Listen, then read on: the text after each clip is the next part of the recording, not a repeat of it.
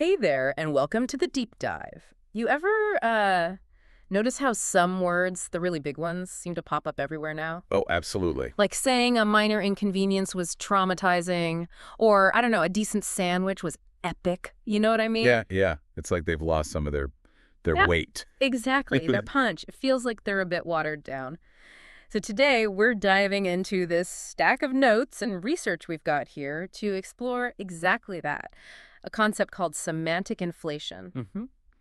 Our mission, really, is to figure out why some of our most powerful words are getting, well, less powerful, what that actually means for us inside our own heads and in our relationships, and maybe how we can get some of that precision back without, sounding like robots. That's a perfect way to frame it. That feeling you're describing, that sense that a word like epic or trauma Yeah. doesn't quite land the way it used to.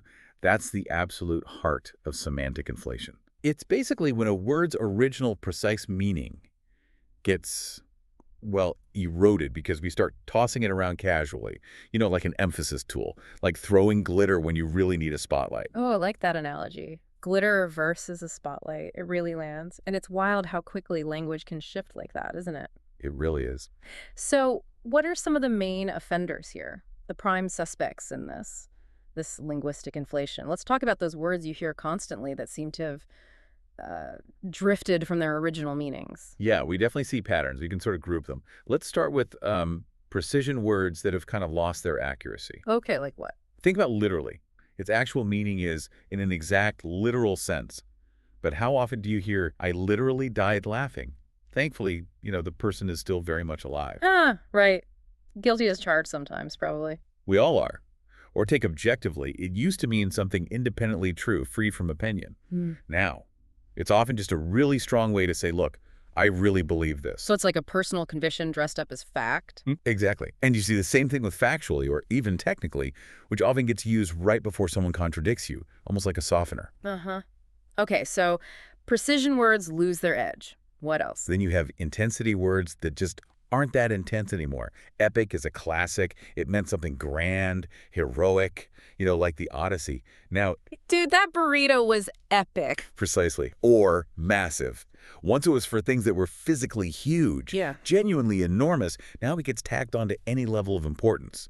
Historic used to signal something truly significant in history, a turning point. Now it's often just memorable or a big deal personally. Right. My historic first trip to the new coffee shop. Exactly. Even genius, which was reserved for like Einstein-level intellect or creativity, now just means, hey, that's a pretty clever idea. Okay, so intensity gets diluted. What's the next category? How about words of certainty that now basically just mean probably? Think about always or never. These are absolute terms, right? Totally up. But in conversation, how often do they just mean often or rarely? Like you always leave the dishes out. Probably not always, but often enough to be annoying Guilty again, perhaps? or guaranteed.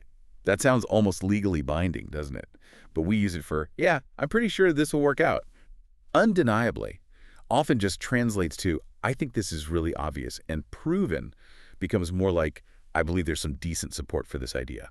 So certainty gets softened into likelihood. What's the last group? This one feels important. It really is. It's the words with moral or emotional weight that have kind of turned into casual slang. And this is maybe the most concerning area. Right. Trauma, for example. Clinically, it refers to a deeply distressing or disturbing experience, often with lasting effects.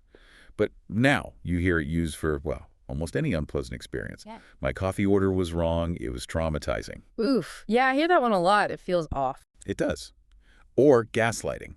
This is a specific, insidious psychological abuse tactic involving making someone doubt their own reality.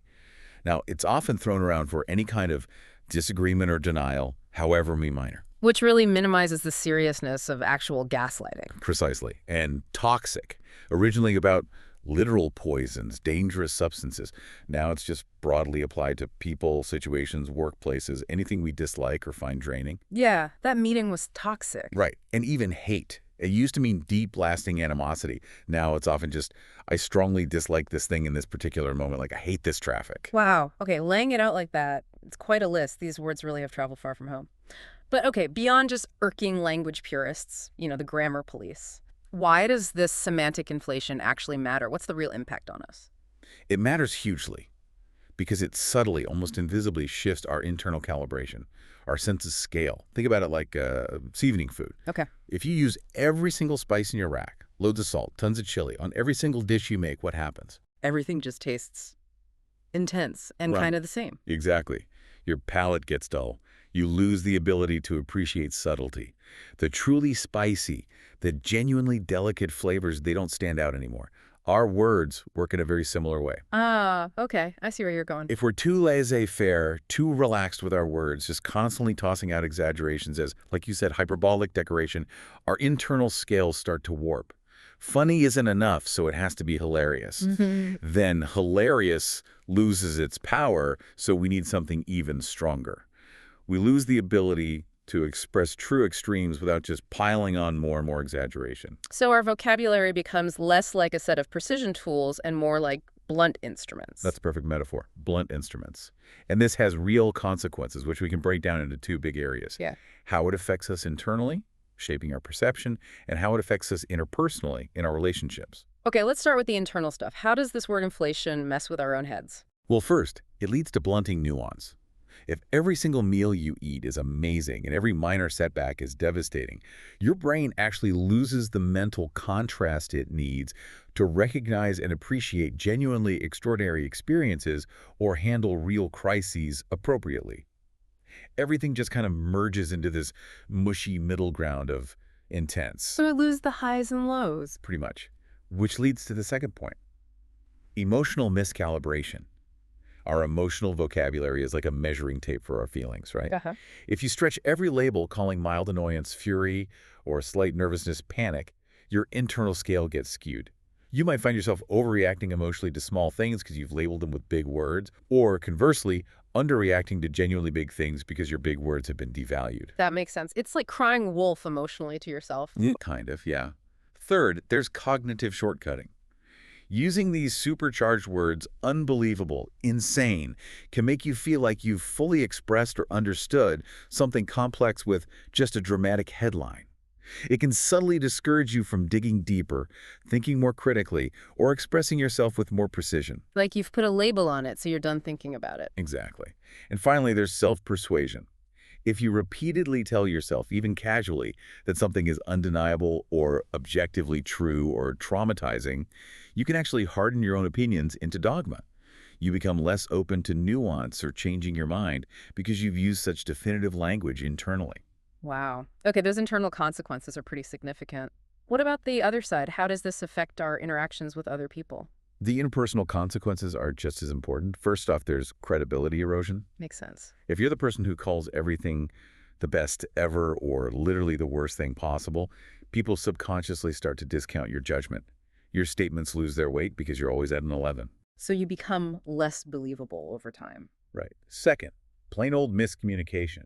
The person you're talking to might actually interpret your inflated words literally. If you say a difficult meeting was traumatic, they might think something truly terrible happened, leading to overreactions, unnecessary worry or conflict because they're operating on a different scale than you are. Yeah, I can see that happening easily. Third, there's trust dilution. If you consistently frame your opinions as objective facts, using words like objectively, proven, undeniably, without solid evidence, people around you, your friends, your colleagues, might become more cautious about trusting your claims in the future. It feels a bit like you're trying too hard to win the argument rather than share an idea. So it can feel manipulative, even if unintentional. It can come across that way, yeah. Fourth, emotional contagion. Intense language tends to amplify group emotions. Think about an online discussion or even a team meeting. Using hypercharged words can turn minor frustrations into perceived crises or slight disagreements into heated battles. The language escalates the feeling. It pours fuel on the fire. Exactly. And finally, unmet expectations. If you rave about a movie being life-changing when it was just, pretty good, you're setting your friends up for disappointment when they watch it based on your recommendation. Okay, so the bottom line here seems to be this isn't just about grammar. Not at all. The bottom line is that semantic inflation, while it seems harmless, really does act like overseasoning.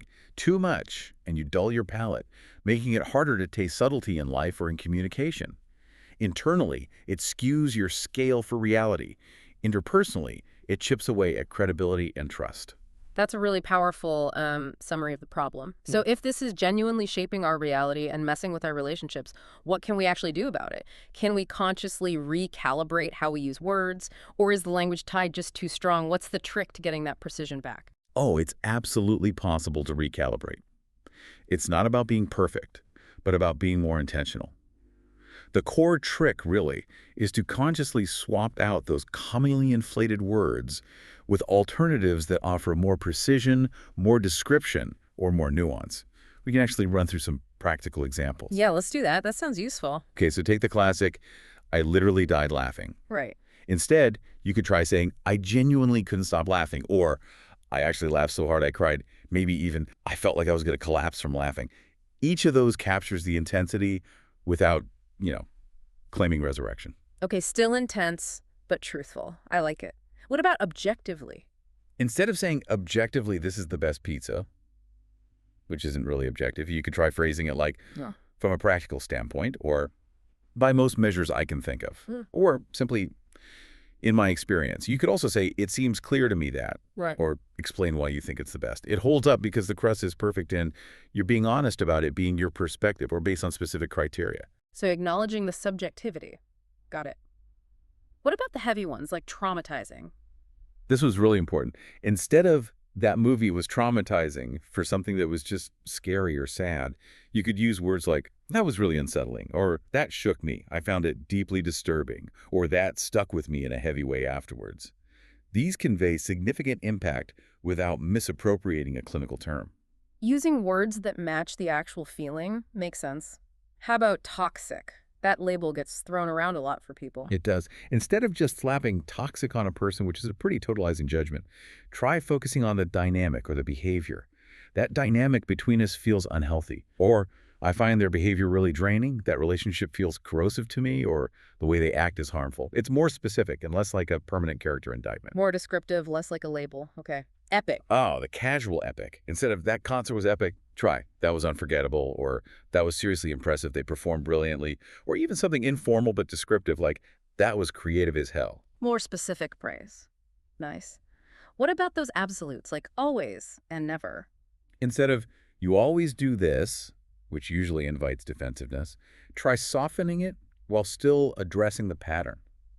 This seems to happen often, or it feels like this keeps coming up between us. This happens more than I'd like, or lately I've noticed this pattern emerging. It opens a conversation rather than starting a fight. Less accusation, more observation. Good one. And guaranteed. Yeah, unless you're actually offering a legal warranty, maybe swap this is guaranteed to work with something like this approach has worked really well in the past, or chances are high that this will succeed. It's strongly supported by the evidence we have, or most likely this will pan out the way we hope. It reflects realistic confidence, not absolute certainty. Okay, so it's about finding the more accurate word, even if it takes a tiny bit more thought. Exactly. By choosing words like these options that are more precise or specific to the context you make your speech feel, well, more grounded, more trustworthy, and ultimately more genuinely expressive. Plus, it has the added benefit of preserving the power of your actual power words. So when you do need to say trauma or genius or historic, they land with the full force they were meant to have. That's incredibly helpful, actually, just having those alternatives laid out. So it really boils down to being more mindful of the words we pick from our verbal toolkit. But this whole issue of language use, it feels bigger than just individual word choices, right? There are other factors at play here, other concepts we should probably touch on to get the full picture. Absolutely. You're right. Our understanding of language, and especially how it changes, isn't complete without looking at some related ideas. For instance, you know how people in different regions might say pop versus soda? Yeah, or y'all versus you guys. Exactly. That's what linguists call vernacular. It's the everyday language of a particular region or community. It's shaped by surroundings, it's constantly evolving, and it's often tied up with identity. It's like the shared community pool of words that people in a group swim in together. Okay, the local flavor of language. Right. And then distinct from that, there's your personal lexicon. That's basically your own mental dictionary, the total stock of words. Yeah. Whether you use them every day like the, or only pull them out for special occasions like maybe juxtaposition or ephemeral. So vernacular is the community's word stash. Lexicon is my personal toolkit drawn from that stash and maybe other places too. Precisely. Vernacular is the pool Lexicon is your individual bucket and swimming style. Got it. Now, what about this distinction? I feel like people sometimes get confused between being pedantic and being precise. I know I sometimes worry about sounding pedantic if I try too hard to be precise. Ah, yes, that's a really crucial distinction, and it's all about context and intent. Being pedantic generally means being overly concerned with minor grammatical rules or details, often in a way that feels nitpicky, show-offy, or just oblivious to the situation. Like correcting someone's less versus fewer during a casual chat at a party. Exactly that kind of thing. Right. It often shuts down communication rather than helping it. It alienates people. Right. So what's precise then? Being precise, on the other hand, is about choosing the right words, the most accurate words, when clarity genuinely matters. Precision is incredibly valuable, essential even in fields like law, medicine, science, engineering. Anywhere, ambiguity could be dangerous or costly. It's also valuable when you're trying to express a really complex or nuanced idea carefully and honestly. Precision illuminates meaning. The goal is usually to be precise when it counts without tipping over into pedantry. Finding that balance. Okay. And jargon, where does that fit in? I hear that word used negatively a lot. Jargon is interesting. It can actually be incredibly useful within a specific group or field. Think ROI in business, API in tech, or neurodivergence in psychology. It acts as a very efficient shorthand for complex ideas among people who share that specific knowledge. Okay, so it's like a shortcut code for insiders. Exactly. The problem arises when that jargon is used outside its intended audience with people who don't share that code. Then, instead of being efficient, it becomes exclusionary. It confuses people, makes them feel left out, and can sometimes signal elitism or just, well, a lack of awareness about who you're talking to. Right, like using technical medical terms with a patient without explaining them. Perfect example. The solution here is something called code switching. It's the ability to consciously adjust your lexicon, your choice of words, based on your audience and the context. It means using language that maintains accuracy but also ensures connection and understanding. You switch your code to match the listener. Okay, so vernacular, lexicon, precision versus pedantry, jargon, code switching. How do these all circle back to our main topic, semantic inflation? Well, they all highlight how dynamic and context-dependent language is. Semantic inflation often happens when we blur these lines unconsciously. We might overuse intense words, damaging precision, because it feels like part of our group's vernacular, or we might use jargon inappropriately or mistake casual exaggeration for necessary emphasis. Connecting it back directly. If extremes become commonplace through inflation, if every minor issue is urgent or unprecedented, then what is truly extreme anymore? Right, the scale breaks. The scale breaks. Overusing powerful words like literally or trauma or historic is, as the saying goes, like crying wolf. It eventually numbs both the speaker and the listener. In a world already saturated with intense headlines and constant social media alerts, this kind of linguistic inflation doesn't just happen in a vacuum, it contributes significantly to. Let me guess, burnout. Definitely burnout. When every email is marked urgent, every project is critical, every inconvenience is traumatic, nothing feels genuinely authentic or manageable. It's exhausting. Totally. Yeah. What else? Desensitization. Actual emergencies, real crises, genuine moments of brilliance or tragedy. They risk losing their emotional punch because our internal scale for significance has been worn down by constant low-level exaggeration. So we might not react appropriately when something really matters. It's a risk. And finally, distrust. People simply stop believing the weight of the words they hear. They start assuming exaggeration is the default mode, which erodes trust in communication generally, whether it's in personal relationships, media, or advertising. Okay, that paints a powerful and honestly a slightly bleak picture of where this trend can lead. But surely it's not all negative, is it? There must be some counter-arguments, right? Reasons why language might naturally move this way or why sometimes a bit of inflation isn't actually the end of the world. You're absolutely right to push back on that. The picture isn't entirely one-sided, and it's important to see the nuances. For one thing, exaggeration is, and probably always has been, a fundamental part of human connection and expression. Well, when someone texts, "I literally died laughing," or says, "This was the best day ever," nobody really thinks they mean it literally, right? It's often playful hyperbole. It builds connection, signals strong emotion, adds color to a story. Language naturally bends towards expressiveness, and sometimes a word's meaning shifts over time, specifically to serve that expressive rather than purely factual purpose better. So sometimes it's just about conveying feeling, not fact. Exactly. Secondly, we have to acknowledge that precision can sometimes be a privilege. Not everyone has the same access to a wide vocabulary, or maybe the time, energy, or even the educational background to carefully craft every single sentence for maximum precision. That's a really important point. It is. Vernacular language, including some of these inflated terms, often serves as a perfectly functional, good enough shorthand in everyday life. To constantly critique every casual, amazing, or awesome can easily slide into linguistic snobbery or elitism. Language evolves in part because people need efficient ways to communicate, including conveying general positivity or intensity easily. So criticizing it too harshly ignores social realities. It can, yes. Third, and this is crucial, context overrules absolutes. What looks like sloppy inflation in one context might be perfectly fine or even creative in another. Being pedantic about word choice during a casual chat might alienate your friends, right? For sure. But in a legal document or a scientific paper, that same level of precision is not only expected, it's essential.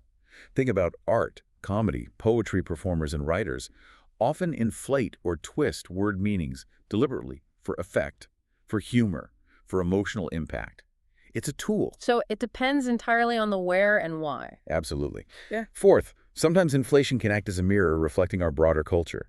The fact that we overuse words like urgent, historic, unprecedented, crisis, maybe that isn't just sloppy language. Maybe it partly reflects the genuine pressures of our modern environment. The 24/7 news cycle, the demand for clicks, the constant stream of information, the competitive attention economy. So the language might be a symptom or even a coping mechanism. It could be argued that way, yeah. It might be a response to living in an overstimulated world where everyone is shouting to be heard. The burnout we feel might not just be from our word misuse, but part of a larger cultural inflation of urgency and intensity. That adds another layer entirely. And finally, let's be honest, sometimes self-expression just takes priority over finding the perfect word. Sometimes the technically wrong word just feels right. It conveys the exact vibe or emotion you're going for. Saying a sandwich was literally the best thing ever isn't about objective truth. It's about sharing pure, unadulterated enthusiasm. If we become too obsessed with strict accuracy, we risk stripping away some of the color, the humor, the personality, the intimacy that makes language, well, human and vibrant. Authenticity and creativity matter too. Okay, so there's definitely a balance to be struck here. It's not about becoming rigid language police. Not at all. The balance might be this. Instead of trying to avoid inflation entirely, which is probably impossible and maybe even undesirable, the goal is awareness. Recognize when you're using extremes for fun, for emphasis, for bonding, for dramatic storytelling, and when precision is genuinely required for clarity, credibility, or trust. The real danger isn't necessarily inflation itself, but maybe our unconscious over-reliance on it, letting it become the default when it shouldn't be. That brings it all together so well. Okay, so after diving deep into all this, what does it really mean for you listening right now? It seems clear our words don't just shape how others understand us. They profoundly influence how we perceive and experience the world ourselves. When we find ourselves leaning too heavily, maybe unconsciously, on inflated language calling ordinary frustrations traumatizing or everyday successes historic, we inadvertently dull the meaning of our most powerful words. And that makes it harder for us to distinguish between the mundane and the momentous, potentially distorting our own emotional scale, chipping away at trust in our communication, and yeah, maybe even contributing to that sense of burnout many of us feel in a world already flooded with exaggerated claims and constant urgency. So to wrap up, how can you practice healthier, more mindful, more impactful communication? The goal really is practice awareness, not perfection. Start by just noticing when and why you reach for hyperbole or maybe even jargon. Remember, in casual, lighthearted moments, exaggeration can add warmth and connection. That's fine. But in more serious discussions or when stakes are higher, that same overstatement risks creating misunderstanding or eroding trust. So pay attention to the context. Exactly. And choose words with intention. Before you automatically drop in an inflated word like literally, trauma, toxic, or objectively, maybe take half a second to ask yourself, okay, wait, am I using this word purely for emphasis or am I aiming for accuracy here? How is my audience likely to interpret this? Does this specific situation call for high intensity or does it really need clarity and nuance? Just that little pause for thought. Just that pause. And remember to balance precision with humanity. Sometimes The absolutely precise, technically correct word is needed. Other times, maybe a slightly less precise word captures the emotion better or helps build connection. Relationships thrive on authenticity, right? So the aim isn't to sterilize your speech and sound like a textbook. It's about not stripping your strongest, most meaningful words of their necessary weight. Don't dull your best tools. Right. And finally, maybe invite reflection rather than correction. Instead of becoming the person who constantly polices other people's language, which rarely goes over well, try modeling mindful communication yourself. Using precision without being pedantic tends to build trust.